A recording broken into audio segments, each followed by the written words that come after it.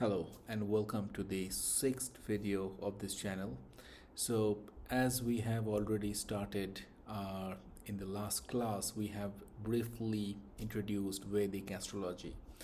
So today we are going to build more upon that and also understand a few very basic concepts of Vedic astrology. But before that, I want to give some information about the classical texts, the foundational classical text that we always refer to, and we must in order to understand this beautiful subject more in details. And these are the basics that you have to know, and then we are going to talk about few important concepts. Without that, Vedic astrology will be completely incomplete. So talking about some of the foundational classical texts are, first one is Brihad Parashara Hora Shastra, that's written by the sage Maharishi Parasara, and it's the first book where we have talked about the Vedic astrology. Second one is Brihad Jataka, and the author of this book is Varaha Mihira. And these are the books were written centuries back, many years back. Again, in one of the videos, we will discuss about when it was written.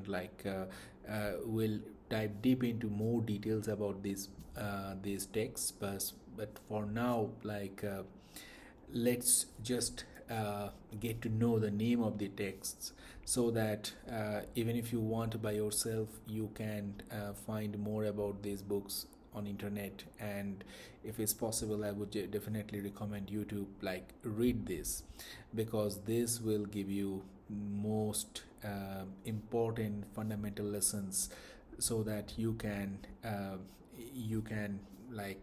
take it forward to your astrological knowledges. So third one is Faladipika, and this one was written by Mantreshwara. The fourth one was Jataka Parijata. Again, this was written by Vaidyanatha Dikshita. Then there are more, like a fifth one is Saravali, and it was written by Kalyana Varma. And the last one, and if not, there are multiple books, but I'm just reading out the most important ones in chronological order. Then comes the Laghu Parashari, and this was written by Laghu Parashari, or you can also say that Laghu Jataka.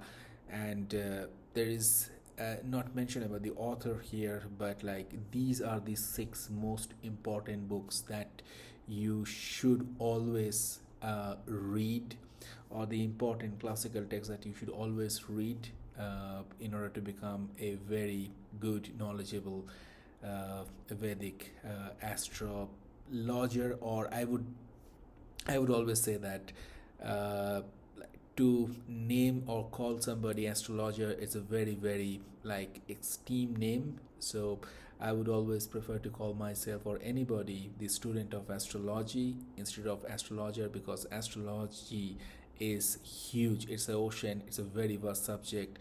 No one in their lifetime can master the entire subject. So it's always better we refer ourselves as a student of astrologer instead of astrologer. So that sounds more humble and more close to the reality.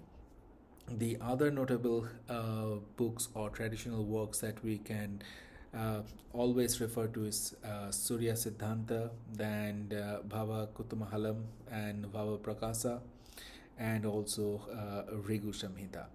So these are the classical texts that one must always refer. So all the rules all the forms, the different formulas that you would come across in the future videos will all of this are there in this text, so that if you are able to read this text, like, it would be really beneficial for you. However, I am there to simplify these rules and formulas, because these texts, being classical texts, are not so easy to read and interpret.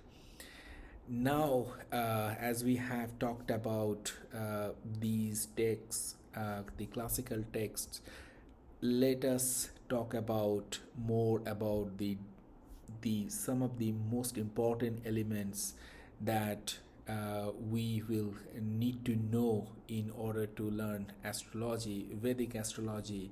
And these are, we have to remember the name of all the planets. We also have to remember the name of all the constellation stars. We also call it a nakshatra. Then we also have to understand the form of horoscope. Like, again, like there are different kind of horoscope that we can chart, but primarily I prefer to read North Indian form of horoscope. In coming videos, I will also share my screen and show it to you, like how the different kind of horoscope looks like. But to give you more understanding about the form of horoscopes, like in any horoscope, particularly your birth chart, we also call it lagna chart. So we will have 12 houses.